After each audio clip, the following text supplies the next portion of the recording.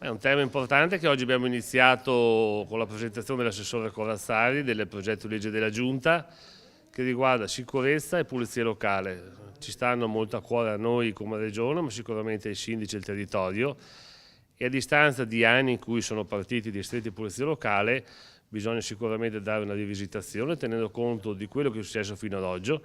fare delle valutazioni economiche e anche di numeri, sicuramente lavorando d'intesa con l'iniziativa che sta facendo il Ministero dell'Interno e tutte le forze di pulizie. Noi faremo tutte le audizioni perché vogliamo che sia un testo condiviso, vogliamo dare risposta ai nostri cittadini, per cui sicuramente la speranza è anche di avere delle risorse economiche importanti,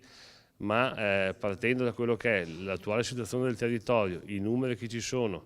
l'esperienza positiva anche delle associazioni di volontariato, l'utilizzo in alcuni casi di guardie private. L'obiettivo sarà unico, quello di dare la risposta alle richieste di sicurezza dei nostri cittadini, coordinandoci con tutte le forze di pulizie. Prendiamo atto delle cose fatte bene fino ad oggi, ma sicuramente su questo campo, e questa è anche la volontà della Giunta, è quello di migliorare il tema della sicurezza e dare anche delle risposte al ruolo fondamentale che è quello della nostra polizia locale che si impegna quotidianamente tutti i giorni, per cui delle valutazioni complessive, sicurezza, polizia locale andremo a farle. Sicuramente bisogna considerare le realtà delle grandi città e le realtà invece dei comuni piccolini che sono in difficoltà, che hanno pochi vigili, in alcuni casi neanche uno, per cui penso che se andremo ad ascoltare i sindaci di tutti i territori cercheremo di dare delle risposte. Su questo anche la tecnologia può darci una mano, perché in questi anni sono stati finanziati parecchi interventi, per esempio di videosorveglianza, e tuttora anche il Ministro dell'Interno vuole finanziare, Matteo Salvini, nuovi interventi, e oggi abbiamo una situazione in cui queste realtà e i comuni non si parlano. Se invece riusciamo a mettere in rete la tecnologia, avremo le nostre città monitorate e la lotta quotidiana alla microcriminalità che fanno benissimo le forze dell'ordine può essere anche di supporto con la polizia locale, quindi con i distretti, per cui una nuova legge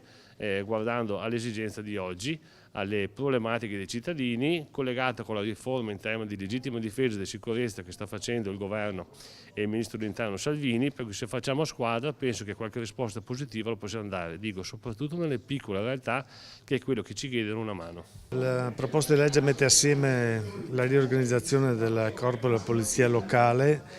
con il tema della sicurezza. Sono due funzioni che bisognerebbe distinguere. Le competenze regionali per quello che riguarda la polizia locale riguardano la formazione, i gradi e le divise. Invece per l'ambito della sicurezza addirittura ci sono due percorsi proposti dalla maggioranza, uno anche del Presidente Ciambetti che riguarda la parte della sicurezza integrata e quindi anche la parte del vicinato, dell'integrazione in qualche maniera sul tema della sicurezza, degli interventi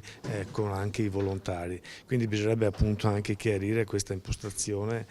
che di fronte a due proposte di legge fa solo confusione a questo punto. Ed anche nel testo presentato appunto dalla Giunta ci sono elementi che collaborazione con il privato, anche sulla formazione, cosa vuol dire assegnare ai privati la formazione e quando assegnare ai privati la formazione, cioè, aree tematiche che bisogna affrontare ed è bene che ci sia l'audizione